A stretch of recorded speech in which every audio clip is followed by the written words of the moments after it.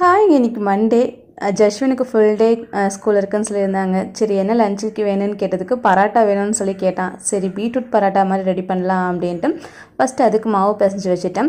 Gravy இன்னைக்கு ரொம்ப சிம்பிளாக சீக்கிரமாக செய்கிற மாதிரி தான் இருக்குது. குக்கரில் ஆயில் ஆட் பண்ணிவிட்டு ஹோல் ஸ்பைசஸ், அதுக்கப்புறம் குட்டி குட்டியாக கட் பண்ண பெரிய வெங்காயம், இஞ்சி பூண்டு போட்டு நல்லா வதக்கி விட்டுட்டு 2 தக்காளி அதையும் போட்டு நல்லா குலைவாக வெந்த பிறகு ஸ்க்ரீனில் குறிப்பிட்ட அளவுகளில் மசாலா ஆட் பண்ணிவிட்டு நல்லா மிக்ஸ் பண்ணிவிட்டு நைட் ஃபுல்லாக ஊற வச்சுருந்த சன்னா அதையும் ஆட் பண்ணி தேவையான அளவுக்கு தண்ணி, உப்பு, கொத்தமல்லி போட்டு ஒரு 7 விசில் விட்டு எடுத்தால் கிரேவி ரெடி ஆயிரும்.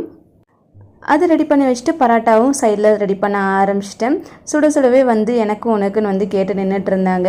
சாப்பிட்டு நல்லா ஜாலியாக தான் ஜஸ்வின் கிளம்பிட்டு இருந்தான். 2 பேத்துக்கு லஞ்ச் பேக் பண்ணிவிட்டு ஸ்நாக்ஸ்க்கு கொய்யாப்பழம் வச்சு பேக் பண்ணிட்டேன்.